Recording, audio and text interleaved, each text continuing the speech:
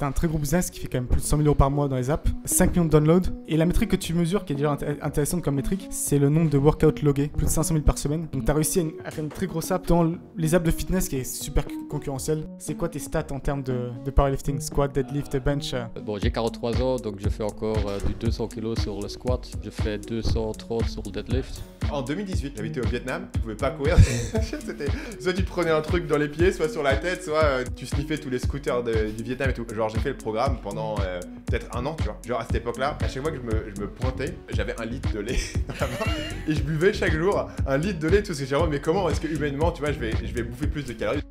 Donc salut Mehdi, le programme de cet épisode préparé par Paul. Comment devenir fort? Les stéroïdes, c'est sous-coté.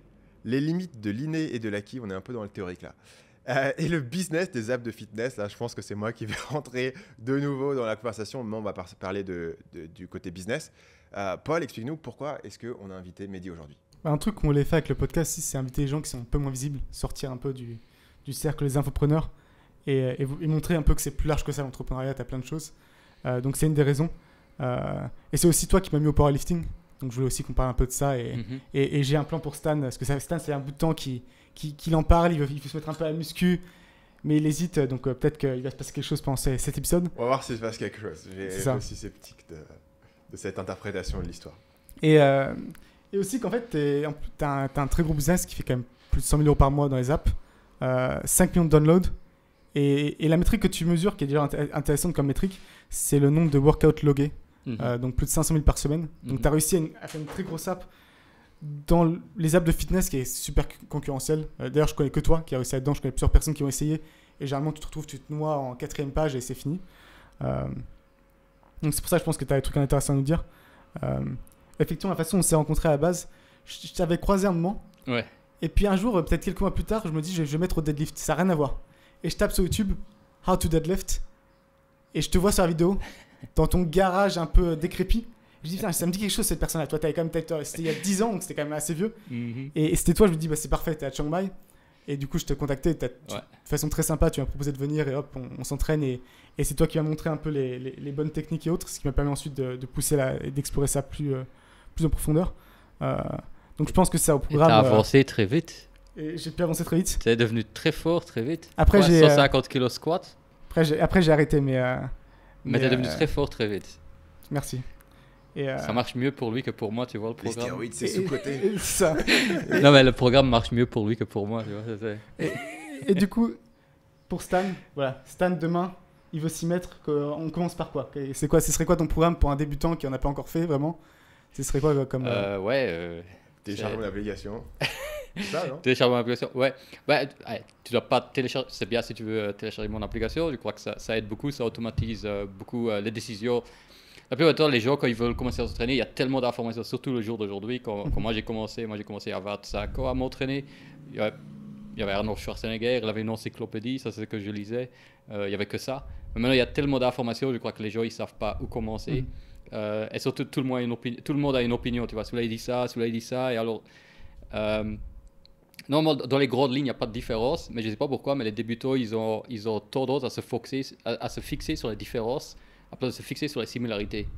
Parce que des fois, on m'envoie des emails, on me dit, ouais, mais lui, il dit ça. Il dit la même chose que moi, mais c'est simplement un détail où, tu vois, toi, tu préfères les pommes, moi, je préfère les poires, mais il faut manger des fruits. Donc, il n'y a pas de différence là.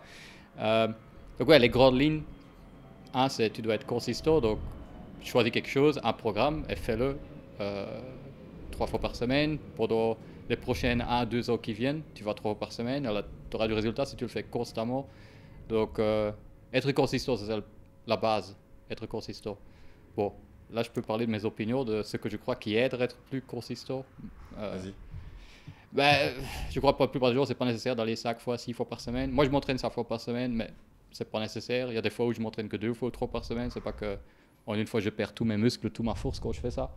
Peut-être il faudrait comme le dire, c'est quoi parce qu'on t'a dit les stats sur les laps, c'est quoi tes stats en termes de powerlifting, squat, deadlift, bench? Ouais, donc je vais pas être champion du monde.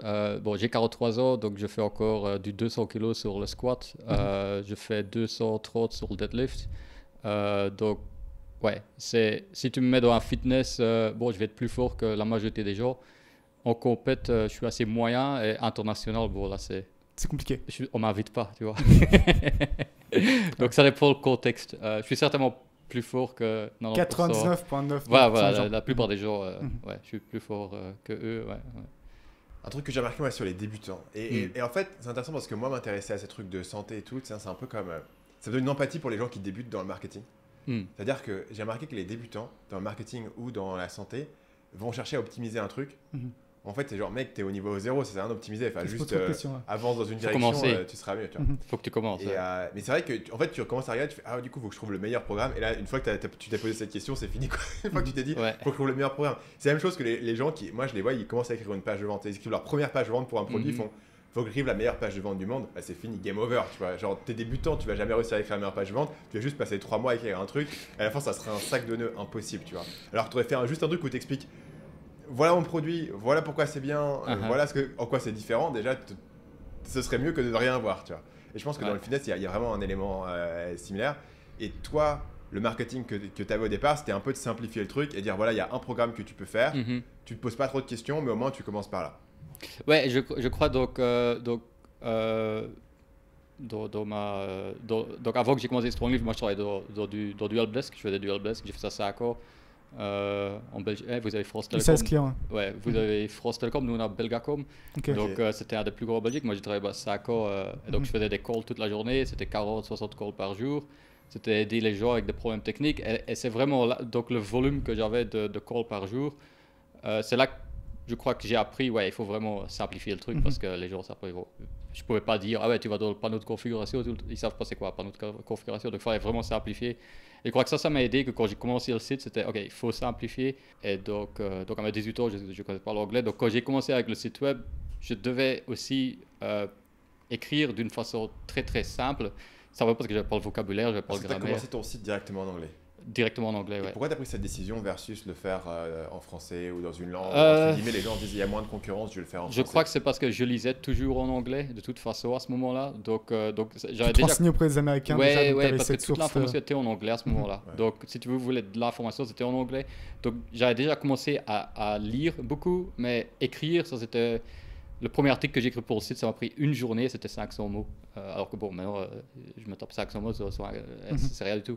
Mais je crois que ça m'a aidé parce que justement, je devais simplifier. Moi, je me rappelle que quand je lis, donc je parle ici début des années 2000, moi, je me rappelle, je m'informais sur comment s'entraîner et je devais constamment taper tu vois, ils ont par exemple des termes anatomiques que si tu n'as pas eu l'éducation anatomique, tu ne vas pas savoir c'est quoi scapula, humerus, des trucs pareils, tu ne vas pas savoir c'est quoi. Donc, ah ouais, ok, c'est simplement l'omoplate, ok, cool. Donc, et ça rejoint l'idée du 5x5, c'est en fait à 3 mouvements. Ici aussi, il faut aussi simplifier. C'est quoi qui est vraiment important quand tu vas t'entraîner? Tu dois être consistant, tu dois employer des mouvements. Donc si tu dois être consistant, c'est mieux que c'est plus facile d'aller 3 fois par semaine pour la plupart des gens, parce que la plupart des gens n'ont pas le temps, que d'aller 5-6 fois par semaine. Donc, tu conseillerais à Stan 3 fois par semaine pour commencer? Ouais, 2 fois, 3 par semaine. Okay. Ça, c'est les grands. Je pense que vous avez loupé la première étape du pitch de vente, tu vois, qui est de dire pourquoi, qu'est-ce que j'en ai à foutre. Tu m'as dit que tu voulais t'y mettre un peu. Tu m'as pas dit que tu voulais te mettre un peu à la muscu. Mais tu sais que moi j'ai fait ton programme genre il y a 6-7 ans. Ok. Genre en 2018, parce qu'en 2018 j'habitais au Vietnam. Au Vietnam, tu pouvais pas courir. C'était un danger de mort de courir, regarde. Ouais. Soit tu te prenais un truc dans les pieds, soit sur la tête, soit tu respirais, tu sniffais tous les scooters du Vietnam et tout. Et à cette époque-là, il y avait une petite salle de sport où tous les entrepreneurs allaient. Et c'était genre ultra local. Il y avait que des Vietnamiens tatoués et tout.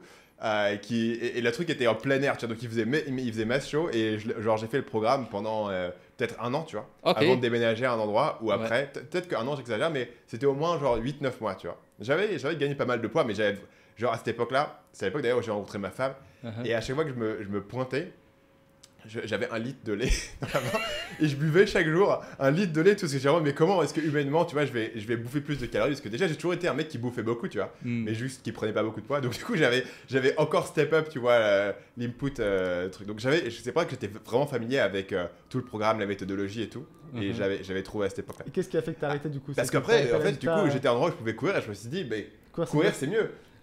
En fait, là où il faut me convaincre, c'est pourquoi je devrais faire un truc.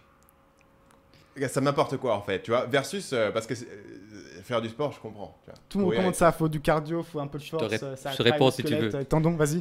Vas-y, réponds-moi, c'est bien. Parce que Vas-y, dis-moi. Et Non, après, je donc te dirai courir moi, le et- seul intérêt que j'y vois. Mais vas-y. Ouais, donc si tu aimes courir, s'il te plaît, va courir, ok? Parce que de nouveau, tu dois faire du sport, quelque chose, hein, parce que le jour d'aujourd'hui, regarde, on est tous assis et le boulot qu'on fait, c'est on est assis toute la journée, donc il n'y a pas la vie moderne. Il y a pas de sport. Si tu fais pas du sport, tu vas simplement être sédentaire tu vois, c'est pas Ouais. comme avant. Faut faire le les choix gens- consciemment, ouais. Ouais, Ouais. avant, les gens étaient des fermiers, donc toute la journée, tu étais dehors, tu travaillais, tu avais du muscle employé, tu marchais beaucoup, donc tout ça c'est fini. Donc on doit remplacer ça par le fait que, tu vois, ça c'est la vie moderne. Donc aller courir, c'est bien. Si tu aimes courir, fais courir. Mais courir, ça entraîne surtout le cœur, le souffle, tout ça. Alors que tu as tout un autre truc qui doit aussi être entraîné, donc c'est la force et le muscle. Et donc force et muscle, avec l'âge, tu vas simplement perdre du muscle. Sarcopénie, ça s'appelle. Donc c'est un terme médical. Donc avec je crois que c'est tous les 10 ans, une fois que tu as 30 ans, tu perds 1% par an de muscle. Donc sur plusieurs années, ben, tu as 30-40% de ta masse musculaire qui est partie. Et souvent, c'est remplacé par du gras. Et donc ça, c'est un problème quand on devient plus vieux. Tu vois, quand tu as 60-70 ans, tu as plein de gens, ce qui leur arrive, c'est qu'ils perdent l'équilibre. Donc, perte de muscle égale perte de force. Perte de force égale tu n'as pas un bon équilibre. Donc, tu trébuches, tu tombes. Maintenant, tes os, eux aussi, vont devenir plus faibles si tu fais rien de travail lourd.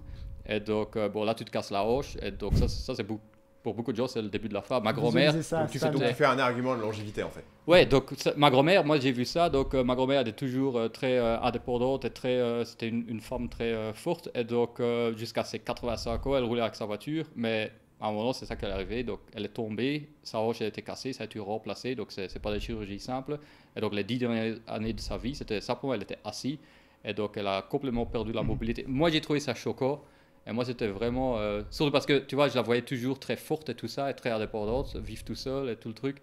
Et donc, elle a complètement perdu son indépendance. Donc, moi, c'était vraiment, OK, ça, c'est une grosse raison pour moi, garder actif. Quand tu es jeune, tu t'en fous. Quand tu as 20 ans, tu vois, tu te sens invincible. Mais une fois que tu commences à devenir plus vieux, tu commences à sentir, OK. Et c'est comme épargner de l'argent. Plus tôt que tu commences, au mieux, tu vois. Quelqu'un commence à épargner de l'argent que à 60 ans, OK, tu aurais dû commencer il y a 20-30 ans. Ici, la même chose, c'est plus facile de commencer à t'entraîner et justement accumuler cette masse musculaire pour comme ça, une fois que tu as 60 ans, tu vas perdre de la masse musculaire, mais tu as commencé de plus haut, donc tu arrives à en garder plus. Donc, c'est mieux que commencer quand tu es plus tard, surtout. Être consistant, c'est beaucoup les habitudes, et des habitudes, ça prend, tu vois, il y a une habitude, tu dois manger d'une certaine façon, tu dois avoir... donc moi, j'ai des jours fixes sur lesquels je m'entraîne, donc il y a une habitude qui est là. Et pour mettre des habitudes en place, ça prend du temps.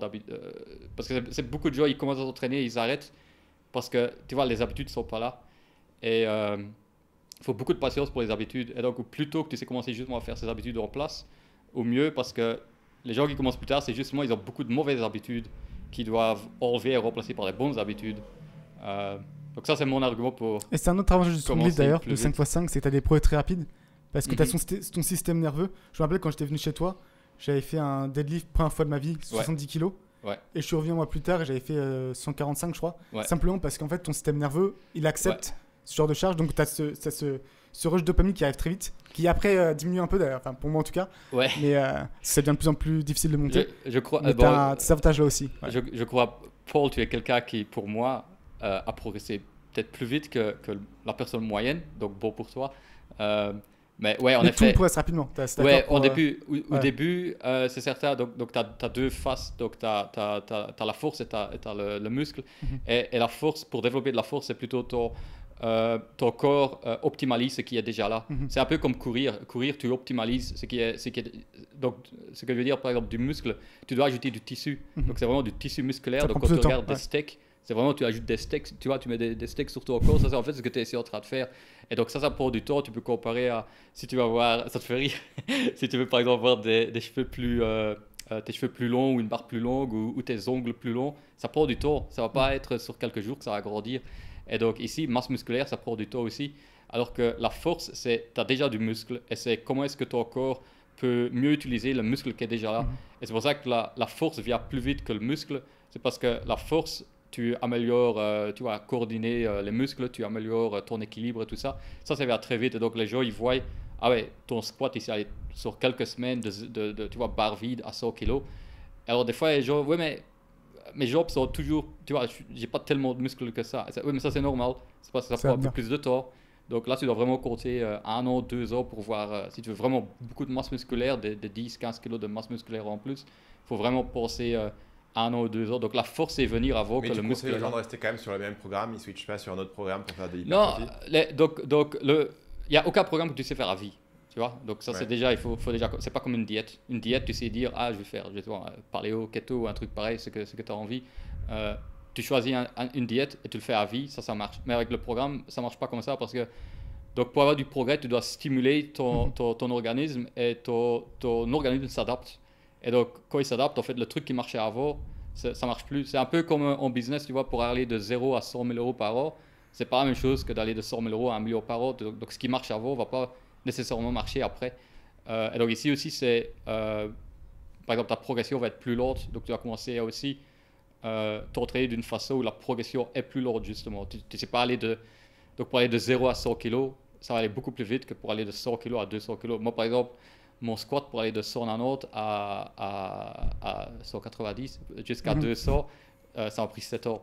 Alors, bon, beaucoup de gens abandonneraient, tu vois, parce que 7 ans pour 10 kg. Et qu'est-ce qui fait que tu restes motivé? C'est parce que t'aimes ça et en fait t'aimes le processus.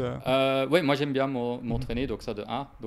Donc c'est pas pour tout le monde. Donc si t'aimes vraiment pas t'entraîner, il n'y a pas de problème. Ça peut choisir autre chose. Courir. Voilà, si t'aimes bien aller courir. Bon. Bon, faut qu'on revienne là-dessus quand même. Est-ce que t'es convaincu ou est-ce que tu veux être le grand-père de 70 ans qui tombe et qui. et c'est Ouais, fini. mais je courrais vite. Tu cours vite, c'est ok. Je serais un grand-père qui court vite. C'est Ouais, vrai. ça, c'est un truc Est-ce qui que tu vas voir les deux en fait? c'est un Tu truc vas qui est voir cool les avec la course. C'est quand même, il y a une longévité de ouf sur la course, quoi. Quand j'étais au marathon, tu vois, j'ai terminé genre, tu vois, dans le top 10%. Je regarde tous les mecs qui étaient au-dessus de moi. Il y en a plein qui avaient plus de 40 ans, tu vois. Genre Kipchoge, mec, officiellement il a 36 ans. Apparemment, les gens croient qu'il est plus vieux parce qu'apparemment les Kenyans ils mentent sur leur âge et tout. Le mec il a potentiellement, tu vois, 40 ans. Il est le meilleur au monde en marathon et tout ça. Je trouve ça assez cool. Après, c'est pas un argument contre ce que tu dis.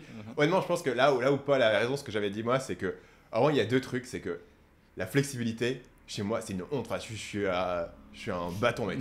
T'essayes de me plier et tout. Le truc, ça marche pas et tout. Donc, je me dis, ok, flexibilité, étirement et tout. Là, il y a un truc de longévité, à mon avis. Et potentiellement, ouais. En fait, je vois ton argument. Et je pense que l'argument sur la longévité est pas mal. Il y a un deuxième argument qui est bien pour les gens comme moi. C'est après, tu peux mettre sur tes miniatures YouTube, tu vois, torse nu et tout. Tous les mecs money, maintenant, ils sont en torse nu sur les miniatures. Je sais pas si vous avez remarqué ça. C'est la trend. Donc, ça, c'est pas mal aussi. Ça m'ajoutera un élément. Parce que je sais pas si je peux dire sur ma miniature que je cours vite, tu vois. Ça marche pas aussi bien pour vendre d'informations. C'est moins visuel, quoi. Ouais. Peu de gens ont envie de ressembler à Kipchoge, toi. Il y a un peu ce Exactement. problème. Donc, voilà, là, je pense que c'est les les deux arguments. Les sprinters sont baraqués. Donc, les sprinters sont baraqués. Ouais. Ça dépend, tu vois, il y a courir là, un sprint. Moi, du coup, j'essaie de voir le marathon, est-ce que je peux le descendre au-dessus des 3 heures, tu vois, combien de temps ça prend mais t'as certainement, si tu me permets, t'as certainement la carrure pour courir, tu vois. Ouais. Donc il y a un certain... déterminisme mais c'est plus que la carrure, tu vois, c'est genre un truc biologique. Je sais qu'il y a plein de gens, tu vois, courir, ça les fait chier. Et moi, courir, très rapidement, tu vois, je suis devenu addict, ça me faisait trop kiffer et tout. Mais en fait, tu vois, je peux pas... C'est impossible de rationnellement expliquer pourquoi courir c'est mieux que. Enfin, c'est ni plus ni moins intéressant ou con que lever des poids, tu vois. C'est juste un truc par rapport à ton ADN, je sais pas, pour moi, ce truc-là, il m'est venu naturellement. Après, moi, quand je faisais, tu vois, le programme de lever de poids, moi, c'était ok, tu vois. J'arrivais bien, je le tenais bien, j'étais ok avec. J'avais une bonne routine, j'avais des bonnes habitudes. Honnêtement, manger, c'est là où j'avais du mal. J'avais l'impression tu vois, devoir me gaver à fond. Et j'avais du mal, je pense, à l'époque, à compter les calories aussi. Donc, je savais jamais vraiment trop si j'étais dedans. Mais vraiment, je commandais des boîtes, tu vois, avec le bon nombre de calories. Je me dis, putain, vraiment, c'était dur de tenir le rythme. Est-ce que tu as des conseils par rapport à ça? Est-ce que tu as déjà des clients qui étaient justement en cette situation de mal à prendre du poids? Moi, je pesais 60 kg avant. Donc là, je pèse 80. J'ai pesé 85 kg à un moment donné. Mais moi, avant, j'étais 60 kg. Donc, Et tu manges très sainement en plus. Parce que je pense que c'est facile de gagner du poids si tu manges n'importe quand. Et Stan, il mange très sainement aussi, c'est beaucoup plus dur. Ouais. Et comment et tout, ça fait combien de calories ce brocoli? Ouais, donc on a un copain où lui, il est un peu plus lourd. Et donc, il va regarder ça. Donc il me permettra de l'employer comme exemple. Et donc, lui, il comprend pas quand je lui dis, ouais, moi, j'oublie de manger. Donc, parce que quand je travaille, je suis vraiment dedans, je suis concentré et j'oublie de manger. Et donc, je dois vraiment mettre, tu vois, un reminder. Ok, stop, va manger. Et tu manges combien de fois par jour? Moi, il faut que je mange 4 fois, 5 fois par jour, des trucs pareils. Moi, il y avait des moments, tu vois, je mangeais qu'une fois par... En fait, moi, si je pouvais juste... Pour le lifestyle, je mangerais juste une fois par jour, en fait. Ouais, et donc c'est ça, tu vois, il y a des gens... C'est impossible humainement de bouffer assez de bouffe en une fois en fait. Ouais, Non, c'est pas possible. la bouffe est plus difficile que Parce que toi, il faut l'entraînement. au moins, je pense, 3000 calories pour prendre vraiment du poids, non? Ouais. En plus, si tu continues à courir, tu vois, tu continues à courir, donc il faut au moins 3000 calories. Et, 3000 calories dans un après, repas, il faut c'est bouffer toute compliqué, la quoi. journée, faut vraiment planifier tout. Je pense que, Oui, je pense c'est ça. honnêtement, pour moi, c'est plus dur de bouffer que de, Non, que c'est de certain. m'entraîner. Ouais, c'est certain. C'est parce que tu vas s'entraîner, tu vas t'entraîner 3 fois par semaine, c'est que 3 fois par semaine, c'est que 1 Ouais. heure. Alors que la bouffe, c'est 3-4 quotidien. fois et ça demande un planning. Parce que Ouais. tu vois, déjà, tu dois avoir la bouffe à la maison. Donc, si tu n'as pas pensé à ça, ben, tu vas pas manger. Donc, tu dois avoir la bouffe à la maison. Tu dois savoir ce que tu vas bouffer. Tu dois aussi choisir les trucs bien. Donc là, de nouveau, on rentre dans les trucs des habitudes. Ouais. Il y a des habitudes à devoir former. Et il faut que tu bouffes si tu veux avoir de la masse musculaire qui s'ajoute. Donc, ouais, non, la bouffe est très importante. Certains gens, de nouveau, ils ont du. Moi, perdre du poids, c'est très facile pour moi pour perdre du poids. Alors que, il y a un problème d'obésité. Donc, il y a plein de gens, ils ne comprennent pas quand je leur dis c'est facile de perdre du poids parce que pour eux, c'est à l'envers. Pour moi, c'est difficile de prendre du poids. Et donc ça demande à constamment à une routine. Ouais. Donc, t'as vraiment de conseils à Stan, c'est faut manger plus et. Pour manger plus, en fait, quand tu es coincé, c'est là que tu es en train de faire du progrès. Il faut un peu penser comme ça, tu vois. Parce que quand tu vas à la salle, c'est ok, j'ai fait 100 kilos la dernière fois, je vais essayer de faire 101. Et après, Tu c'est te vrai que challenges. ça creuse l'appétit quand même. En fait, soulever lourd, ça prend pas tant de calories que ça. Tu consommes pas tant de calories, mais ça envoie le signal à ton cerveau, il faut que je mange quoi. Il faut Ouais, me si tu construire. travailles Donc dur- ça aide aussi à ce niveau-là. Ouais, si tu travailles dur, tu vas simplement Donc toi, avoir t'as pas faim forcément eu et- ça quoi. Ouais. Toi, t'as pas forcément eu ça. Toi, Ouais. c'était juste la galère pendant 7 mois à manger quoi. Non, mais écoute, Peut-être t'es je pas mangeais, si mais motivé que ça, j'ai- toi. mais j'ai gagné du poids. Je me Ok. souviens plus des chiffres, mais j'ai gagné pas mal de poids à cette époque-là. Ça Ok. marchait. Je dis pas que ça marchait pas, tu vois. Je dis juste que, en fait, après, Faut moi, je choisir ses suis revenu priorités. en courir, je Ouais. courais et tout. Mais moi, il y avait plein de périodes où je courais 16 jours par semaine, genre 14 km par jour, tu vois. Mhm. Donc, en fait, j'étais dedans tout le temps et je me posais, enfin, tu vois, j'avais rien d'autre que j'avais envie de faire. Vraiment, c'est vraiment quand j'ai les trucs de flexibilité où je me dis, ouais, du coup, il va falloir équilibrer ça avec autre chose, quoi. Je vais Mais- faire peut-être du yoga ou un truc parce que Mais tu peux, regarde, je vais finir là pour le coup, le Tu dois- papy. c'est pas courir ou s'entraîner avec des Faire le poids. Tu peux faire les deux. En fait, Mais du coup, t'as l'impression, tu vois, de dire ah ouais, mais du coup, si je m'entraîne, ça diminue ma perf en course. Ouais, si je cours, ça ouais, diminue ouais. ma perf dans l'autre. Et du coup, Ah, ouais, qu'est-ce qui déjà- se passe, tu vois. déjà, Faut être santé- focus. déjà, Ouais, j'ai choisi. santé publique. Donc, santé publique, donc si tu vas regarder, gouvernement et tout ça, donc ils ont des conseils aux citoyens de. Parce que ça coûte cher en sécu, tous les gens qui deviennent malades Ouais. pour des raisons qui ne devraient pas être malades, parce que c'est. On peut merde, je perds mon français. Prévoir. Prévention. Éviter. Prévention, voilà, c'est la prévention. Et donc, ça devient comme Jean-Claude Van Damme. Et donc, qu'est-ce que je disais? Ah oui, et donc, santé publique, c'est tu es censé aller faire 2 à 3 fois par semaine, s'entraîner avec quelque chose de résistance. Donc, Ouais. résistance, c'est des poids ou des machines ou des trucs pareils. Donc, ça, c'est pour muscles et pour force.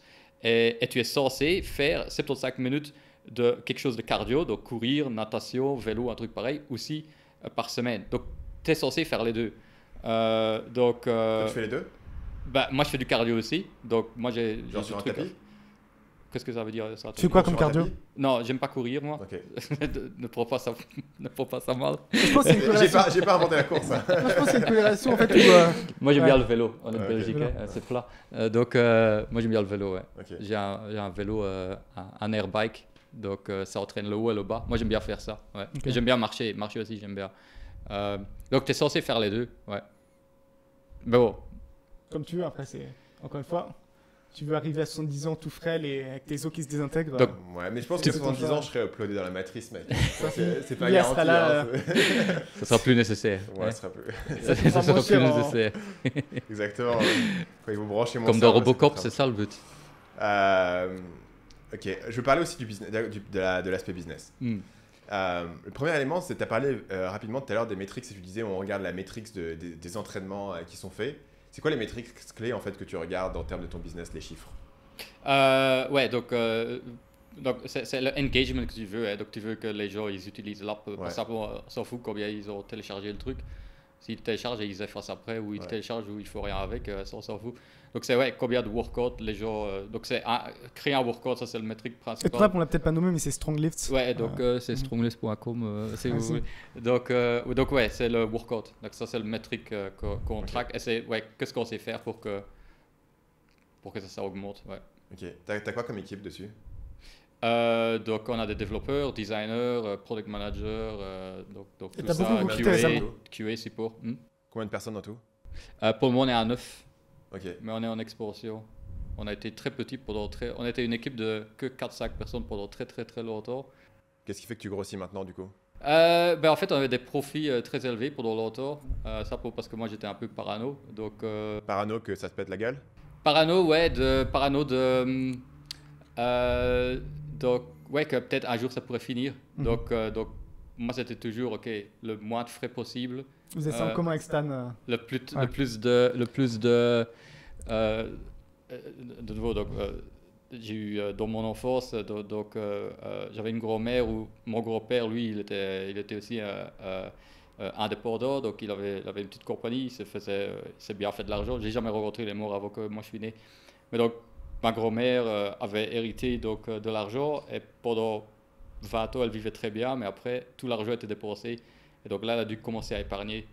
Et moi, j'ai trouvé ça de nouveau très choquant à ce moment-là parce que je la voyais, tu vois, elle voulait quelque chose, elle achetait, une fois, elle devait vraiment serrer le truc. Et donc, pour moi, c'était, ok, peut-être ça peut pas durer. Donc épargner le plus possible, ça a été toujours mon truc. Donc, je gardais l'équipe petit. Aussi, une autre raison, je veux aussi dire, c'est parce qu'embaucher des gens, c'est très difficile. Ouais. Et donc, aussi quelques mauvaises expériences où simplement, on va garder l'équipe petit, maximiser le profit. Parce que peut-être ça dure pas ou un truc pareil. Donc ça a duré, donc ça fait déjà 17 ans maintenant. Et donc, comment t'expliques que ça a justement duré? Parce qu'encore une fois, c'est très concurrentiel. Il y a des centaines et centaines d'apps qui se sont lancées entre deux. Qu'est-ce qui fait que vous êtes tenu? Moi, je trouve que les autres apps sont pas bien faites. Okay. Donc ça déjà, je trouve que c'est trop compliqué. En fait, il va toujours être exhaustif. Toutes les apps, elles veulent vraiment mettre tous les sports, tous les trucs possibles, et du coup, ça devient un peu. Ouais, il y a aussi le truc, c'est que il y a beaucoup d'apps, c'est fait justement par des gens qui s'entraînent pas nécessairement eux-mêmes. J'en ai rencontré des gens qui font des apps et c'est clair qu'ils s'entraînent pas. Et alors après, je crois qu'ils comprennent pas le problème. Parce que bon, tu sais faire des user interviews et tout ça pour essayer de comprendre le client, mais en fin de compte, nous par exemple, les clients ils nous envoient, tu peux ajouter ça ou ça dans l'app. Et bon, il y a des très bonnes idées qui sont venues comme ça, qu'on implémente, donc c'est aucun problème. Mais aussi des idées où, après quand tu commences à comprendre, ok, c'est quoi la raison que tu veux ça, ils ont entendu un truc sur YouTube ou ci ou ça, mais ils ne sont pas experts en coaching ou en entraînement. Et donc des fois, ils demandent des trucs, et ça n'a pas de sens, et on voit ça, ou alors après, c'est implémenté dans les autres apps. Et alors, bien sûr, ils voient ça là, donc ils veulent ça chez nous aussi. Mais bon, c'est pas correct. Donc, un exemple, c'est le volume. Donc, volume, c'est un métrique qui est souvent utilisé dans les apps. Donc, le volume, si tu fais par exemple 5 fois 5 100 kg, 5 7, 5 reps 100 kg, ton volume, c'est 2500 kg. Donc, il y a beaucoup d'apps, ce qu'ils vont faire, c'est quand tu finis ton workout, tu dis, tu as levé 10 000 kg de volume. Et c'est un vanity metric parce que c'est très facile pour toi pour augmenter. Par exemple, si tu fais 10 pompes, tu pèses 80 kg, 10 pompes, ok, tu as fait 800 kg de volume de plus. Donc, c'est très facile pour augmenter ce métrique. Et pour eux, c'est beau pour leur engagement. Mais pour moi, comme coach, je m'en fous de ce métrique. Parce que par exemple, tu fais 5 x 5, 100 kg squat, ok, c'est 2500 de volume. Mais si tu squats 100 kg et tu vas faire un leg press, tu vas sûrement faire 140 kg, un truc pareil, ou disons 200 kg pour faire les modes simples. Donc là, tu as fait 200 x 25, donc c'est 5000 kg de volume. Le leg press est mieux parce que regarde, le volume est beaucoup plus élevé. Mais non, ça n'a rien à voir, c'est l'effort, c'est pas le volume. Même un squat, tu peux descendre plus ou moins lentement, tu peux aller plus ou moins bas, il y a plein de variations encore qui peuvent faire que ça n'a pas trop de sens. Donc je crois que beaucoup les apps c'est fait par des gens, ils s'entraînent pas vraiment eux-mêmes, donc ils comprennent peut-être pas bien ce qui se passe. Et je trouve qu'ils sont beaucoup très compliqués, où tu dois taper beaucoup pendant que tu es dans le gym, alors que justement nous on est allé dans l'autre sens où il faut pas taper beaucoup. Tu as utilisé l'app, donc tu tapes une fois et ton set il est logué, tu dois pas commencer à taper 25 fois. Parce que tu es dans le fitness, tu es en train de transpirer, tu vois. Tu n'as pas envie de commencer à manipuler beaucoup le téléphone. Ouais. Comment est-ce que les gens ils découvrent l'app généralement? Au début, c'était via le site. Donc, au début, ça a commencé avec un site web. web. Le site prédate pas mal l'app. Ouais. Le site, c'est 2007, j'ai commencé le site. Donc, c'était purement. C'était très tôt. Il n'y avait personne. Et l'app? Et l'app, c'était 2011. C'est aussi encore une fois très tôt. C'est aussi très tôt, ouais. Mais de nouveau, l'app. L'app, il n'y avait pas d'entrée d'argent avec l'app pendant les 3 premières années. Parce qu'il y avait. C'était très 2011, c'était très tôt l'App Store. In-app purchase n'existait pas. Et d'où t'es venue l'idée du coup de lancer une app en 2011 Donc c'est quelqu'un qui l'a créé. Pour toi, c'est quelqu'un qui suivait le programme, qui m'a contacté. Toi, ce que tu vendais, c'était une formation du coup. Non, même pas. À ce moment-là, c'était du Google Ads et des affiliates. Moi, je croyais que ça, c'était le business, tu vois. Moi, je croyais le business, c'est tu fais du contenu. J'avais lu, je crois, 2005, j'avais lu un livre où il te disait ah ouais, tu as 1000 page views, tu te fais $1. Donc si tu veux 2000 balles par mois, tu dois avoir autant de page views. J'aime bien les maths. Donc, moi, c'était OK. Donc, tu dois arriver à ces page views-là. Et ouais, OK, ça marchait. Mais bon, après, tu fais les ads, tu fais les affiliates. Et alors, tu vois, ah ouais, mais si l'affiliate se fait autant, comment est-ce que moi... Si moi je me fais autant comme affiliate, comment l'affiliate, combien lui se fait alors. Donc ok, créer son propre produit. Et donc ouais, c'était quelqu'un qui faisait mon programme qui m'a contacté. Il m'avait dit ah ouais, j'ai fait une app pour ton programme parce qu'on avait un spreadsheet. Et pour moi non, pas de téléphone quand tu t'entraînes. Tu vas te distraire. Il n'y a pas de téléphone quand tu t'entraînes. De nouveau, moi à mon époque quand j'ai commencé à m'entraîner, c'était le téléphone, il restait dans la voiture, tu n'apportais pas ton téléphone là-bas. Mais bon, il me montre, donc je fais quand même un call avec lui et il me montre le truc. Et là, c'était directement, ah ouais, ok, je vois la valeur, en effet, parce que ce programme est si simple, mais les gens arrivent quand même à compliquer le truc. Je crois que les gens n'arrivent pas à comprendre que c'est vraiment si simple. Et ici, c'est tout l'app automatisé, tout pour eux. Donc c'était vraiment, tu ouvres l'app et tu suis simplement. Notamment la partie de Progressive Overload, en fait, de rajouter 2.5 ouais, ils faisaient tout ça, ouais. Donc bon, maintenant, les gens appellent ça AI maintenant. C'est pas un AI, c'est juste un algorithme. Mais bon, on avait un AI, si tu veux appeler ça un AI, on était déjà là, donc en 2011. Et donc j'ai acheté l'app de lui, je crois 5 000 €, un truc pareil. Bon deal. Meilleur investissement que j'ai fait de ma vie. Ah, parce que tu aurais pu le garder en associé, tu aurais pu faire plein de trucs. Là, dans 5 000 €, tu les as sortis. Ouais. Mais c'était pas mon idée. Tu m'as dit du coup, l'acquisition, c'était le site, tu as l'App Store. C'est quoi les sources principales et en gros, quel est le breakdown entre ces différentes sources de revenus, tu veux dire? Du nombre de personnes qui arrivent. Est-ce que c'est surtout des gens qui te trouvent sur l'App Store? Est-ce que c'est plus le site? Est-ce que c'est comme ça. Ouais, donc historiquement, c'était site web vers App Store, mais maintenant c'est l'envers. Maintenant, en fait, la majorité des gens nous trouvent via l'App Store d'abord et pas via le site. Donc ça a complètement flippé. C'est aussi parce que, bon, tu vois, Google, tout a changé, mais dans le site web, c'était des 1 million, 1,5 million de visiteurs uniques par mois. C'était énorme.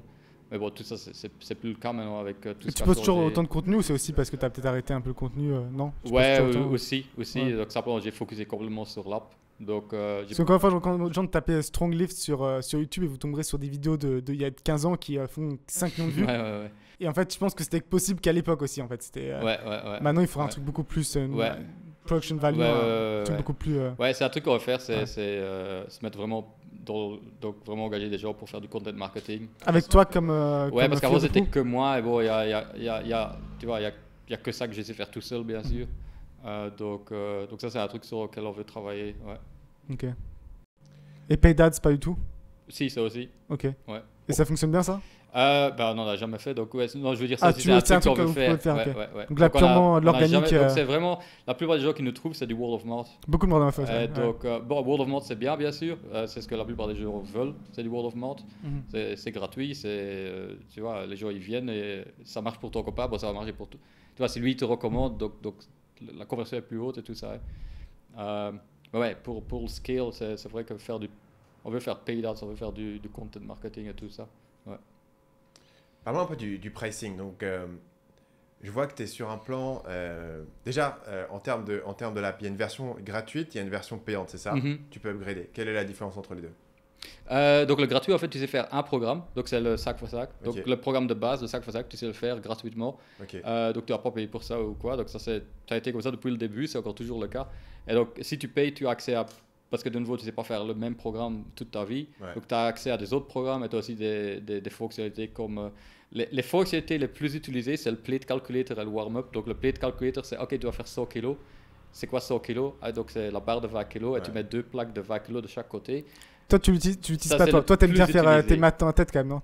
Moi, je connais les maths. Par cœur, Je suis surpris qu'il y a des gens, ils utilisent l'app pendant 10 ans et ils connaissent pas encore les maths. Mais bon, ok, tu veux payer pour ça, je juge pas, tu vois. Mais bon, moi je connais les maths. Mais bon, ok. Si je vais aux États-Unis par exemple, et là j'ai les pounds, j'ai la même merde et j'emploie l'app alors. Ouais. Et tu as des programmes du coup plus avancés pour les gens qui ont fini ce programme de base. Donc on a des programmes plus intermédiaires, on a des programmes 5 fois par semaine, on a des programmes, par exemple, si tu es dans un hôtel et tu n'as pas de barbell ou un truc pareil, donc tu n'as que des dumbbells, donc on a des haltères, donc on a des programmes pour ça aussi. Ouais. Du coup, ton programme gratuit il est assez généreux. Quel pourcentage de gens vont payer du coup? Ouais, donc le onboarding, donc quand tu installes l'app, c'est déjà 75%, ils upgrade. 75%? C'est énorme ça. C'est 65% des upsells, des upgrades, ça se fait via le onboarding. Donc quand tu installes l'app, tu as un onboarding et c'est 75%, ils upgrade de là direct. C'est bien du coup. Et, ça me paraît spectaculaire, 75% des gens. Donc sur 75% des downloads, tu as des gens qui payent au moins pour un abonnement. C'est un peu différent quand même. Il y a beaucoup de gens, ils download, ils ouvrent pas l'app. Ils ouvrent pas du tout, ok. D'accord, des gens qui suivent l'onboarding et 75% qui ensuite. Mais il y a plein de gens qui ils startent l'onboarding mais ils le finissent pas. Ok. Donc tu as ça aussi, ouais. Ouais. Donc ne crois pas, ouais, il a 10 downloads, il a 75% qui... L'argument clé, c'est le plate calculator du coup, parce qu'ils n'ont pas encore besoin des programmes plus avancés. Oui, et c'est... Mais tu vois, mais le truc avec fitness, c'est aussi... Tu veux être sérieux. Tu veux t'investir. Tu payes, maintenant j'ai payé et je suis dans le truc. Donc il y a aussi cet accès, tu vois, c'est pour comme s'acheter une paire de shorts, maintenant c'est sérieux. Ouais. Ok. Il y a beaucoup de ça aussi. Ok. Ouais. Et du coup, tu es sur un plan mensuel à $10, plan annuel à 40. Et c'est quoi le breakdown entre les deux? C'est surtout la majorité paye annuellement parce que un c'est moins cher et deux c'est ce qu'on pousse le premier parce que bon, il faut être clair, tu vas pas avoir des résultats sur un mois, on n'est pas des magiciens.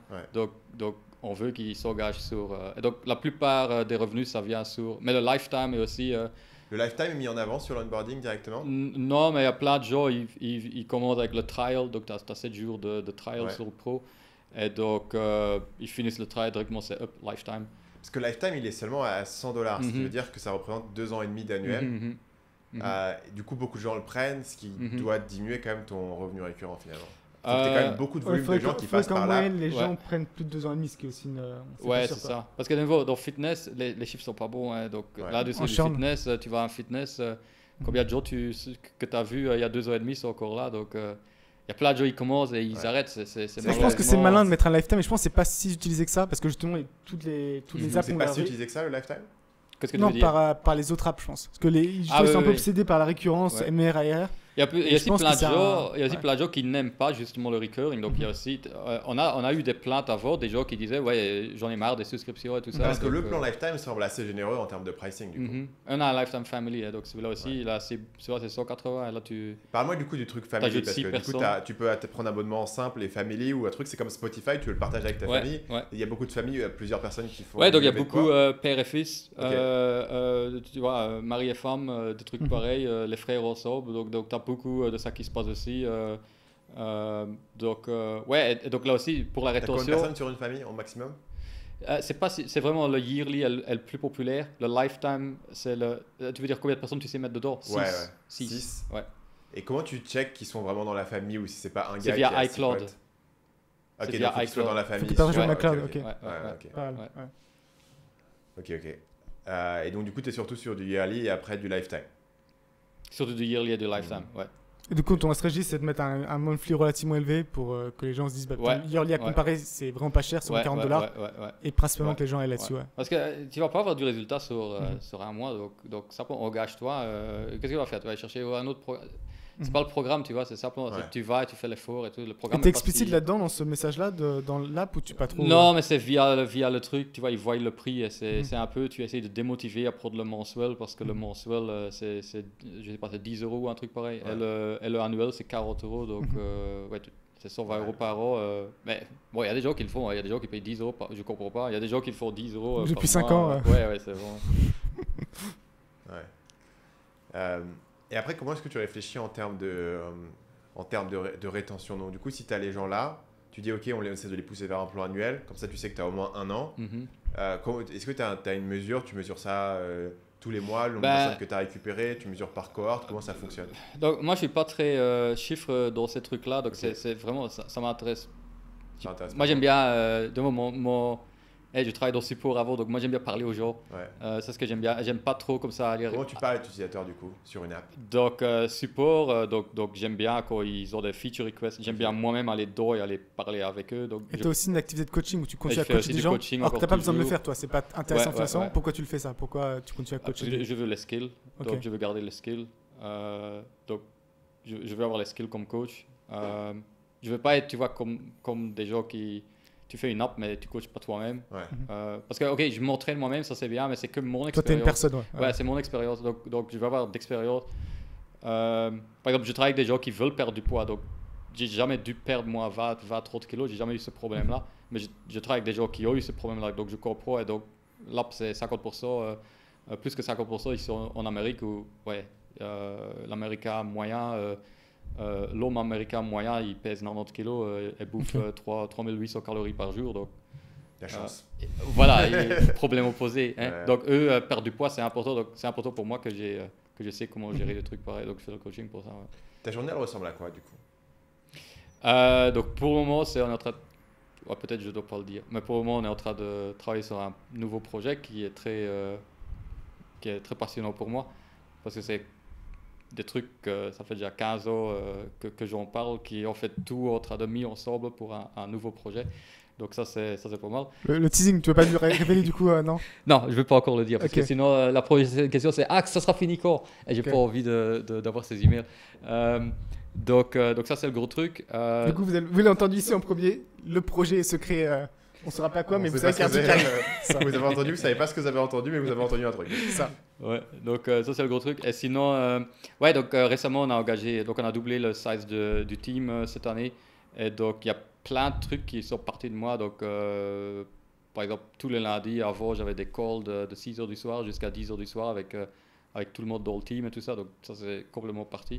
Donc j'ai vraiment libéré ma journée pour savoir. Mon but c'est de travailler sur très peu de trucs, mais que travailler sur, tu vois, unique ability. Le concept de Dan Sullivan et tout ça, de que travailler sur les trucs que j'aime bien faire. Et c'est quoi ce que tu aimes bien faire? Tu fais du produit, tu fais du marketing? Donc le produit c'est aussi un truc que j'ai enlevé maintenant. Donc on a Ok. engagé un product manager. Donc lui il est complètement concentré sur l'app maintenant. Et lui il est très chiffre. Donc j'ai engagé quelqu'un qui est qui est très business analyst et tout ça. Donc lui il est vraiment en train de regarder les chiffres. J'ai complètement ignoré ça moi parce que ça m'intéressait pas. Donc lui, il est vraiment en train de regarder, tu vois, churn rate, rétention, tous les trucs là comme ça. Et aussi, tu vois, après 10 ans, j'ai travaillé sur cette app pour 10 ans, et après 10 ans, c'est comme ça, ça devient un peu une routine. Et je voulais que quelqu'un avec Fresh Eyes, il vient et il regarde le produit. C'est Et aussi... pourquoi t'es sans vie? Parce que t'aurais pu continuer comme ça. La fonctionne J'aurais très pu bien, elle est très continuer, rentable. mais j'avais un feeling qu'on était en train de plafonner. Ok. Et que, tu vois, c'est con avec l'entraînement. Donc pour aller, ce que tu fais pour aller de 0 à 100 kg sur ton squat, c'est pas la même chose que tu vas de 100 à 200. Et ici, je trouvais qu'on travaille d'une certaine façon. Et pour aller au stade supérieur, il faut, au prochain stade, qu'on devait travailler d'une autre façon. Et je trouvais que moi, j'étais arrivé à ma limite. Ok. Donc, en product manager, j'ai pas eu de formation de ça. J'ai appris ça simplement comme ça. Et je trouvais que j'étais à ma limite et que pour devenir mieux à ça, ce que j'aurais dû faire pour ça n'était pas vraiment ce que j'étais intéressé à faire. Donc j'ai pas envie d'aller regarder dans ces chiffres et tout ça. Donc ouais, on a engagé quelqu'un. Il s'entraîne aussi depuis 10 ans, donc il connaît très bien. Il a le domaine expertise lui-même aussi. Ok. Mais ouais, je suis très content de lui. Je suis très impressionné de ce qu'il fait pour le moment. Donc ouais, je crois que ça va nous aider. Ça pour. Qu'est-ce qui te reste du coup comme tâche que toi tu fais? Moi, ce que j'aime bien faire, c'est parler entraînement. Donc, c'est ce que j'aime bien Donc faire. le moi. contenu? Repartir sur le contenu, Ouais, potentiellement donc relancer ça, la c'est chaîne un YouTube. truc, donc, ouais, des trucs pareils. Je veux pas être trop précis, mais Ok. bon, moi, j'aime bien. J'ai commencé, tu vois, c'est un peu le truc où je commence avec un blog, parler entraînement, coacher des gens, et après, une fois, on me poule vers une app parce que, ouais, il y a beaucoup plus d'argent à se gagner avec ça qu'avec des ads ou avec du affiliate. Donc, ouais, je suis parti là-dedans. Et bon, ça a été très lucratif, mais le problème, c'est que c'est pas ça que je voulais faire au début, tu vois. Ouais. Je suis très content de l'app, de ce qu'on a fait. Ça a été très intéressant pour moi, de la logique que j'ai dans ma tête quand j'entraîne les gens, de mettre ça dans l'app. Ça a été très intéressant, ça. Mais en fin de compte, ce que j'aime bien, c'est ça pour parler aux gens. Je suis passionné par l'entraînement moi-même. Donc, c'est ça que j'aime faire. Et j'avais toujours ce truc une nostalgie de avant, quand les trucs étaient plus simples et quand il y avait que ce truc-là que je faisais. Et j'ai toujours comme ça voulu retourner vers ça. C'est même pareil pour toi, c'est-à-dire toi aussi, toi, tu es forcé à être product manager pendant un temps, pour Ouais. ensuite te dégager de ça. Ouais. Donc moi j'ai un logiciel et j'ai fait un peu ce parcours parce que par contre j'y étais dedans pendant longtemps. J'avais à l'origine un associé qui n'est plus avec nous et du coup j'ai dû reprendre en fait le produit au moins de détails en fait. Tu vois, parce que normalement moi j'étais juste un mec qui faisait des vidéos YouTube et j'étais là dans les tickets de support à dire ok ce futur on va faire, ça on va pas faire, ça on va faire, etc. Tu vois. Et en fait à un moment donné je me suis dit mais c'est de la folie ce que je...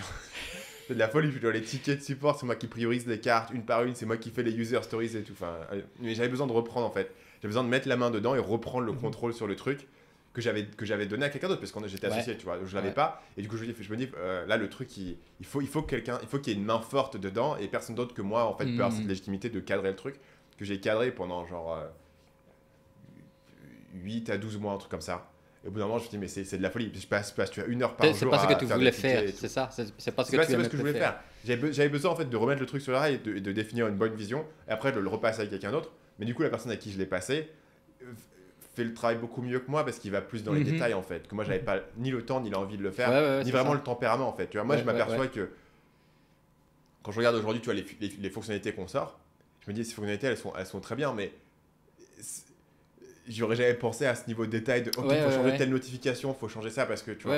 Et moi le seul truc auquel je voulais penser c'était les grandes features qui transforment tout. Big picture. Mais en fait, tu fais pas ça toutes les semaines, tu vois. Toutes les semaines, il faut faire des petits trucs et de manière itérative et tout. Je me suis aperçu que c'était pas là où était moi mon truc. Et d'un point de vue marketing, ces petites features, je me dis, je peux rien en faire. Enfin, tu vois, je vais pas te dire, ok, on a changé de notification, je peux pas en parler, tu vois. Et donc, du coup, je suis reparti moi sur la partie où je suis sur les grands éléments et l'aspect marketing et j'ai quelqu'un d'autre qui fait le produit. Mais je vois ce que tu veux dire en fait, parce que si moi je fais juste des vidéos, où est le business derrière? Tu vois, je vais faire quoi? De la pub AdSense, ça n'a aucun sens. Tu as besoin d'avoir derrière la machine qui construit. Et pour moi, c'est pas que là, c'est pas que le software. Tu vois, il y a aussi les formations et tout qu'il faut construire. Mais je vois ce que tu veux dire sur le truc où en fait, quasiment, tu fais une boucle. Et après, finalement, tu dis là où j'ai envie d'être, c'est là où j'étais avant. C'est le hero journey. Mais avec beaucoup plus d'argent. Tu vois. C'est le hero's journey. Tu vois ce que je veux dire. Donc, mais dans le business, au début, tu dois comme ça faire tout, tu vois. Tu dois faire tout. Tu commences dans le business, et, tu dois faire marketing, tu dois faire ci, tu dois faire ci. Mais à un moment donné, il faut simplement admettre, je crois être humble de, ok, il y a simplement des trucs que j'aime pas faire. Et quand je le fais, je suis pas bien. Je suis simplement nul quand je fais ces trucs-là. Et même des fois, ça n'a zéro impact quand je fais ces trucs-là. Donc, ok. Donc ça, c'est un exercice que j'ai fait. C'est vraiment commencer à marquer tous les trucs que je faisais et après mettre une note. J'aime faire ça? Oui, non. Est-ce que je le fais bien? Oui, non. On revient avec ce parcours on a commencé parce qu'il y a une raison pour laquelle tu as commencé par le contenu, c'est parce que tu aimais ça. Mais c'est ça, En fait, tu reviens toujours un peu généralement. Et c'est très triste d'être comme ça, tu vois, bloqué à faire des trucs où tu n'as vraiment pas envie de le faire le truc, mais tu es obligé parce que c'est comme ça que l'argent rentre. Donc tu sais pas ne pas le faire parce que tu dois payer, surtout maintenant tu as une team, donc tu es responsable pour eux, tout ça, tu as des clients qui dépendent de toi. Donc tu es obligé de le faire. Donc ça a été vraiment bien, je crois, pour moi de faire ce switch. Est-ce que tu as essayé ou est-ce que ça aurait du sens pour toi de réfléchir à ce qui arrive sur le back-end ou les produits supplémentaires que tu peux vendre? Parce que tu as beaucoup d'utilisateurs, finalement, donc ça, tu ne vends pas pour très cher. Donc ça, c'est en effet le projet secret. Ouais, c'est le projet secret. Donc ce serait quoi? Ce serait du le mindset, c'est du logiciel. Donc le mindset, c'est ok. Est-ce qu'une app, est-ce que c'est la meilleure façon de donc si quelqu'un vient chez nous, je veux devenir plus fort, je veux devenir plus musclé, une app c'est bien, mais est-ce que c'est tout, tu vois? Est-ce que c'est tout qu'ils ont besoin? Comment est-ce que vraiment aider cette personne? Et donc, il y a une longue liste de produits que j'ai en tête. C'est une marque forte aussi, parce que vous êtes là depuis, le site est là depuis 15 ans, plus encore. L'app est là depuis très longtemps, donc il y a aussi cette marque sur laquelle vous pouvez construire d'autres choses, quoi. Je crois qu'on est assez unique du fait on a cette expertise. C'est pas qu'une app, c'est aussi, il y a tout du contenu derrière. Et je crois que c'est aussi... t'es pas obligé de... Donc, si quelqu'un n'aime pas le programme Sac for Sac, c'est pas... je fais pas du Sac for Sac moi-même ou quoi. C'est un truc, les gens, ils croient que je fais Sac for Sac depuis 25 ans. Ce n'est pas... Je fais des fois 6 reps ou 8 reps ou 4 reps. C'est des folies. Donc il n'y a aucun problème. Mais au moins, tu apprends à comment t'entraîner. Et je crois que c'est plutôt... la plupart des gens ne savent pas comment s'entraîner. Il y a une façon de s'entraîner et c'est pas aléatoire. Et c'est souvent pas ce que tu vois dans un fitness ou des trucs pareils. Donc je crois que le contenu qui est derrière aide les gens aussi à apprendre comment s'entraîner. Et ouais, je regarde pas vraiment les concurrents, mais je crois qu'il n'y a pas vraiment des concurrents qui ont une app et alors en même temps ils ont tout ce contenu derrière parce que souvent c'est pas leur truc. Et quand il faut du contenu, c'est pas très bien fait. Donc c'est plus du contenu ce que tu pensais. Moi je pensais plus Ça peut être du contenu, ça peut être du suppléments, ce genre de trucs en fait. Tu vois, tu vendais ta propre marque de protéines, tu as énormément d'utilisateurs. Ouais, Qui te font confiance. Ils vont payer plus que $40 par an pour leurs protéines. Ouais, mais les suppléments, tu vois, là c'est les éthiques et les morales qui deviennent Tu un prends pas de problème. suppléments de protéines et trucs J'ai comme pas ça de problème avec les suppléments, mais bon, l'argent, comme je comprends des gens qui connaissent ça mieux que moi et avec qui j'en ai parlé, les suppléments sur lesquels tu te fais vraiment de l'argent, c'est justement ceux-là qui marchent pas. Et les suppléments qui marchent comme Protéines, whey et créatine. créatine, Ouais. donc il n'y a que ça vraiment qui marche. Il n'y a pas vraiment du profit à se faire là-dessus. Donc, j'ai pas envie de commencer à... Il y a peut-être La- pas les la mêmes marque- marges, mais tu fais peut-être tes $40 Mais par pourquoi an ils achèteraient? sur Parce que une la personne qui est protéine, sur il de y a la déjà protéine. tellement de marques qui sont implantées. Pourquoi ils achèteraient, toi? C'est ça qui Parce est que tu as le compliqué, je pense. trafic, tu as l'acquisition de trafic, tu as la marque, tu as le truc. C'est vrai que hein. peut-être pour les gens qui commencent, t'as quand même des C'est gens la qui même commencent chose que- vraiment. c'est Les la même débutants, chose que tout, tu hein. pourrais les avoir au Écoute, début, quoi. C'est la même chose que les boissons, c'est la même chose Je n'ai- que je n'ai- les je n'ai chaussures. je n'ai pas vraiment d'avis sur le truc. Ok. S'il y a quelqu'un dans le team à un moment donné qui veut le faire et, Ok. et il savent me convaincre, ok, on le fera. Mais certainement, je crois la marque Stronglift, c'est vraiment... Ça tourne... je crois être honnête avec les gens, c'est comme ça une de nos valeurs. Tu vois, tu vas pas avoir des résultats sur 2 mois, c'est pas comme ça que ça marche. C'est pas comme ça que ça marche. Si tu veux ça, c'est pas chez nous que ça va. Je sais pas où tu vas l'avoir naturellement des résultats pareils. Mais donc, j'ai pas envie de commencer à vendre des suppléments qui marchent pas aux gens, même si cette personne. C'est oui, parce que j'ai entendu ça des gens où. Je me rappelle plus c'était qui la marque, mais eux dans leur marketing ils faisaient ça, ils disaient aux gens écoute, un fat burner sans faire un régime ça va pas vraiment avoir un impact, et ils vendaient ça vraiment comme ça et les gens l'achetaient quand même. Et alors ils disaient, donc je crois qu'ils faisaient des user interviews avec pour comprendre, ils disaient ouais mais je veux ça pour être sûr que je vais avoir mon but, alors que Encore une fois, l'idée d'investir, bah, si je mets de Ouais. l'argent, ça va mieux fonctionner, Ouais, quoi. ouais. Et donc eux, je crois qu'eux ils étaient dans le même problème éthique peut-être, et eux on dirait qu'ils savaient, tu vois, pour eux c'est ok, on l'a dit, c'est pas de problème, et donc le client choisit quand même de le faire, ok, mais nous on en est honnête de notre côté, donc peut-être c'est une façon de le faire. Je pense que la Je façon garde de le faire, l'esprit c'est juste de ouvert, prendre c'est ça les que je veux trucs qui dire. marchent pour toi. Mhm. Tu le fais les protéines et la créatine. Tu fais j'ai fait ma marque. C'est aussi bien que ce que vous pouvez avoir ailleurs, mais c'est la marque, etc. Vous êtes dans l'app directement. En un clic, vous ajoutez un abonnement et tous les mois, vous recevez vos protéines. Je crois peut-être j'ai été gâté avec le software, tu vois, toute l'idée. C'est ça, Désolé pour les pour mes physiques. e-commerce, pour moi ça m'a l'air de l'horreur. Ouais, c'est compliqué, mais je veux dire parce que t'as un énorme volume de personnes et ils vont dépenser clairement de l'argent là-dedans. Ouais. Tu vois. Donc là, il y a. Ouais, non, je garde l'esprit ouvert. en termes de je back-end. crois la réponse est tant que c'est pas moi qui dois le faire, Ouais. ok. Et tant que ça arrête, c'est fait honnêtement, ok, pas de problème. Ouais. Passons sur la partie suivante. Ça va être pour toi, Paul, sur l'inné versus l'acquis. Ah, je trouve que c'est assez intéressant le powerlifting pour le coup, parce que c'est des mouvements qui sont vraiment réglementés, c'est toujours le même mouvement, et le poids il ment pas, il y a un résultat objectif, et tu vois des différences énormes entre les gens. Et toi notamment, tu t'entraînes depuis très très longtemps, je pense que tu t'entraînes de façon quasi optimale, tu manges très bien, et tu as atteint un très bon résultat, mais il semblerait qu'à un moment, ça devient très dur de progresser. Et à côté, tu as une chaîne YouTube que je recommande d'ailleurs qui s'appelle De Panache, avec Panagiotis, je sais plus c'est quoi son nom, Panagotis, Tara, désolé. Tadarlis, un truc comme ça, Ouais. excuse-moi. Ouais. Mais Le il panache. est capable d'être grec, hein. Enfin, il est français, mais je pense d'origine grecque. Ou alors ses parents se sont tapés un délire complet, quoi. Mais bref, il est champion du monde, donc c'est le meilleur du meilleur hein, Champion du monde de quoi? de powerlifting Ok. à ses catégories de poids. Et il soulève en total, je sais pas, c'est un truc 800 Bah, kilos, c'est absurde. Il est 66 kilos et il fait, je crois, son meilleur squat c'est 260, son bench je crois c'est 180 en entraînement et son deadlift c'est 300. Donc il a un total de 700 pour contexte, mon meilleur total c'est 500 quelque chose. En fait, c'est un Kipchoge, Donc, toi. C'est vraiment l'équivalent, c'est absurde, toi. Normalement, à ce poids-là, tu devrais être incapable de soulever ça. Ça a zéro sens. C'est juste, ça a zéro sens. Et donc, on va partir du principe qu'il ne drogue pas. On n'est pas sûr, mais c'est possible que. On Ils sait sont rien. testés, donc Ils sont il quand est bien testé, testés. donc il a donné son adresse, donc C'est ça. il a des, tu vois, ils viennent à sa porte. Et si t'es pas à la maison, il y a des, Il semblerait que powerlifting soit plutôt punitions. clean pour l'instant. À voir. Ouais, ça dépend les pays bien sûr. Donc En Thaïlande, ça va pas être la même chose qu'en France, mais donc en France, clairement, donc, ils viennent à ta porte, tu dois dire, ah ouais, ces jours-là, je suis à la maison, et alors tu vas avoir des contrôles aléatoires, et si tu n'es pas là, bon, même là, tu as des problèmes. Donc ils sont testés, donc ça veut pas dire qu'il n'y a rien qui se passe, mais bon, ils sont testés. Ouais. Et donc c'est une brute absolue, ce qui me fait penser qu'il y a un moment, il y a quelque chose d'inné, en fait, dans ta physiologie, je sais pas quoi, ton système nerveux, j'en sais rien. Qu'est-ce qui fait que, en gros, comment t'expliques des écarts aussi importants? Oui, je crois, tu vois, c'est comme à l'école. Donc, tu avais des gens, ils avaient fini, ils rentraient, ils faisaient leurs devoirs et ils avaient passé 1 heure.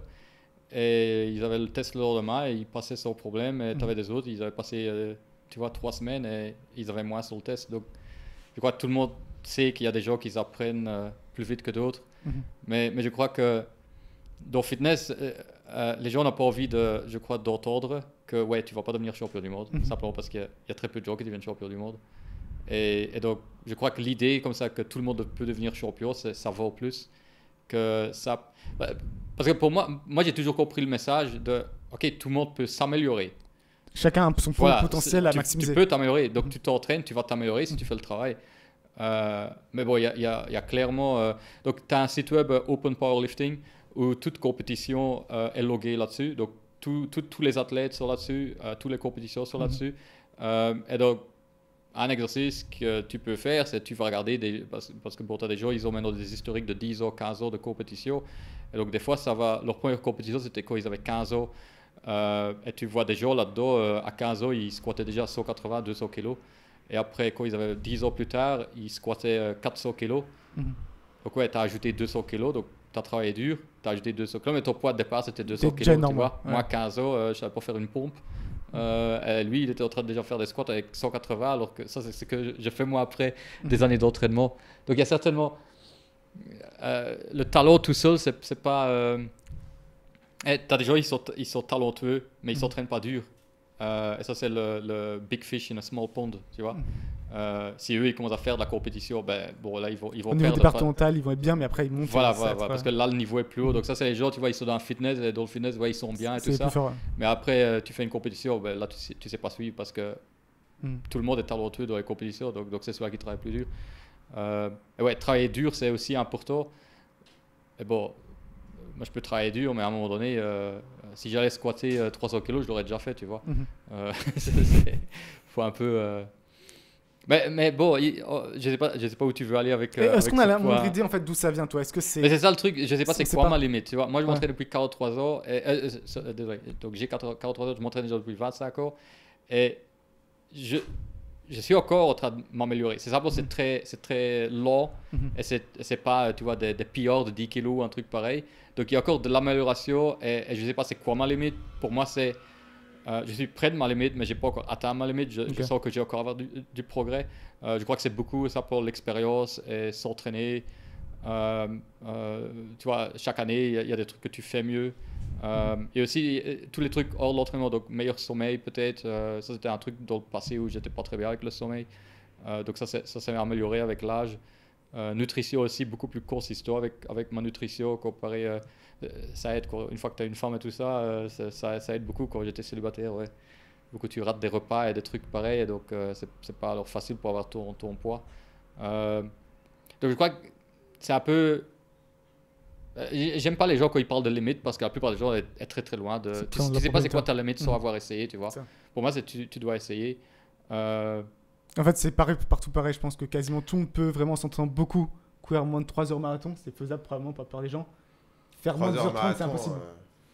3 heures, c'était relativement jeune en un homme, non? Je pense que tu t'entraînes pendant 2-3 ans. Probablement, quoi. Ou on va dire moins de 3h30, tu vois. Par contre, moins de 2h30, il faut déjà être un peu spécial physiquement, et moins de 2h15, bon, bah, t'es gagnant, quoi. Je pense que c'est un peu ça. Et je pense que c'est pareil pour powerlifting, c'est que la plupart des gens, suivant les gabarits encore, ça joue beaucoup, mais tu peux faire un squat de 150 kg, 250 kg, il faut avoir les bonnes capacités de base, quoi. Ouais. Et un autre truc que tu m'avais dit aussi à l'époque, et j'ai dû vérifier par moi-même parce que je te croyais pas, c'est que tu m'avais dit qu'ils avaient fait des études où les gens qui prenaient des stéroïdes mais qui s'entraînaient pas gagnaient plus de muscles que les gens qui s'entraînaient sans stéroïdes. Et je dis, c'est pas possible parce qu'on dit toujours, ouais, Basin. certes, ils speak, mais ils doivent comme beaucoup B-A-H- s'entraîner. B-A-H-S-I-N, PubMed, tu vois, sur PubMed, Basin, et il a Basin. écrit plusieurs études là-dessus. Ouais, non, ça choque les gens. Et c'est ça. impressionnant, t'as des gens qui sont sédentaires, mais Et juste c'était parce que- qu'ils prennent des problèmes Et nébulisants, c'était que 606 mg, ce qui est pas énorme en plus. qui est pas énorme. Donc, Ouais. moi, donc tu as une autre étude où ils ont regardé, je connais pas le nom de cette étude-là, mais c'est une étude où ils ont regardé, donc ils demandent à des bodybuilders qui prennent Mhm. ces trucs-là et ils leur demandent combien tu prends par semaine. Et donc, je crois que c'était 10% qui prenaient 10 000 mg par semaine. 10 mg, tu restes allongé dans ton canapé pendant une semaine, t'as déjà pris, t'as pris 5 cm de tour de bras. Quoi. Ou c'était 2000 Ouais. mg. Il y avait, je connais plus, il faut que je vérifie le truc, mais tu avais une grosse partie qui prenait 2000 mg et tu avais des gens là-dedans qui prenaient du 10 000 mg. Et tu dois te C'est ce truc demander, à fond. waouh, si 600 mg, ça a cet effet-là, quel est l'effet de 10 000? On compte pas le prendre des stéroïdes, mais c'est rapide et efficace. C'est quoi ta C'est pas position le cas. là-dessus du coup? Sur les stéroïdes? Bon, moi, si quelqu'un veut pour des stéroïdes, c'est son truc, moi je m'en fous. Bon, s'il fait compétition, là t'es un connard. Mhm. Parce que, ça c'est tricher bien sûr. Surtout si tu fais donc si tu fais compétition dans l'IPF, donc ça c'est Panache, il compète dans l'IPF, c'est la plus grande fédération c'est comme FIFA dans le football. Donc IPF c'est la plus grande fédération de powerlifting, donc c'est antidopage. Donc si tu te dopes et après tu vas faire compétition là-dedans, donc ouais, c'est tricher. Donc bon, si quelqu'un il est hobbyiste et il veut faire ça, bon, ça c'est à lui de voir. Personnellement, je suppose que pour moi c'est un problème de santé où j'ai ça pour moi ça me fait peur, tu vois. Ok. Puis à quoi bon, tu soulèveras 20, 30 kg de plus, à quoi ça t'aura servi au final Ouais, c'est un peu pour moi c'est un peu comme ça penser court terme. Mhm. Ta question est difficile à répondre, tu vois, parce que je suis en train de penser, c'est quelle personne coup, qui est en train de pondre qui va m'écouter. Et La question c'est toi en gros, tu les utiliserais pas parce que trop dangereux? je crois qu'en général, j'ai une prédisposition à pas j'aime pas me mettre des trucs dans mon corps, tu vois. Par exemple, quand je suis malade, je vais pas directement prendre un médicament. Ouais. Je préfère laisser. Et je sais pas d'où ça vient, ça. Mais je crois que j'ai ce truc déjà au départ. Et donc, pour moi, me piquer avec des trucs, je sais pas c'est quoi là. Donc, il y a des autres études qui montrent que la plupart des stéroïdes que les gens achètent sur Internet, et donc c'est beaucoup du marché noir. Et donc, ce qui est marqué sur la bouteille n'est souvent pas ce qu'il y a dedans. Et donc, ça, c'est un autre problème. Tu vois, c'est pas je vais chez le docteur Ouais. et lui, peut-être, il va me dire ce que. Ouais, mais même si tu crois que tu as ce truc-là, c'est peut-être pas ce qu'il y a dedans. Et donc, les effets secondaires de ça, bon, il y a plein de problèmes. Donc, pour moi, ça vaut pas le coup. Ok. C'est tout. J'aime pas le look non plus. J'ai jamais aimé, quand je montrais dans les fitness avant, j'ai jamais aimé les gens qui étaient comme ça baraqués. Ça a été jamais ce que moi j'aime. Comme je voudrais pas ressembler à ça moi-même. Mais bon, il y a des gens qui aiment ça. Donc je juge pas, tu vois. C'est à eux de voir. Ça me gêne que quand c'est une compétition et toi tu prends, alors que c'est une compétition où tu n'es pas censé être dopé. Ça m'emmerde. Et ça m'est arrivé. C'est arrivé ou tu sais, Ouais, c'est ça m'est évident arrivé que clairement le truc. Tu l'as vu dans- ouais, dans la salle de bain en train de se piquer, t'es là. Non, mais clairement tu vois où. Ok. Ouais, allez. Non. Le mec, il fait que du squat deadlift, il a des trapèzes énormes. Ouais, Un peu tous les styles, là, quoi. non, allez. C'est pas. Ok. Ça va pas. Ok. Merci Mehdi d'être Ok. passé avec nous. Pour ceux qui nous écoutent, Merci. vous connaissez le truc. Laissez-nous un commentaire sur YouTube avec trapèze, avec trapèze, le mot-clé. Pour les gens qui sont arrivés jusqu'au bout, on sera les vrais de vrais. Salut à tous, à la semaine prochaine. Bye. Bye bye.